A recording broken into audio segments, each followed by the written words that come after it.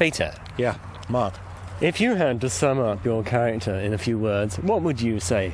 Oh, gosh. Yes, that's what many people say as well. Yeah, I know. Well, I remember in one of those books that was written by that guy who used to write 100 books a year about... John Nathan Turner? No, Peter Haining, was it? Someone like that? I don't know. Anyway. Yeah, I think he said innocent. I always thought he was a kind of innocent, you know. And he was also someone who would leap into... This is not really answering your question, but anyway... Don't worry about it. He was just someone who would leap into something without thinking, which I think is the essence of what...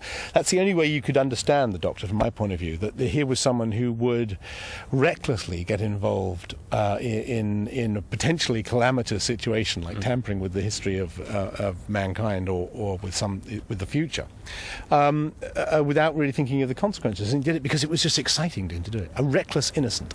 Thank you very much. That's my. How about your character? It's quite nice when you see people like that, isn't it? Because it's like the man who actually takes on the 5 drunks, you know, and you don't.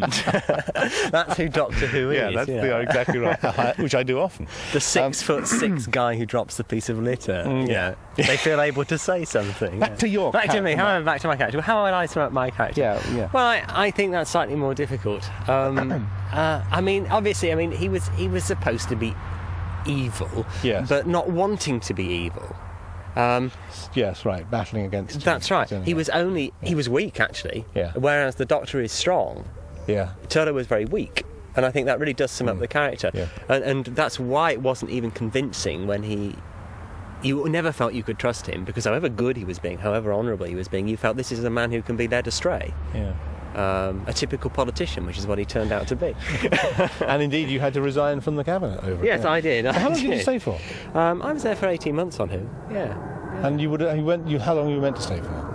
I was meant to stay a bit longer, and like you, I would actually have stayed longer. Yeah. If some of the problems had been solved earlier on, that actually meant me leaving. Why I decided to leave. So we might have ended up working together. Until now, really? Until now. So you could be stuck with Peter and I still filming Doctor Who together. Gosh, what did we miss?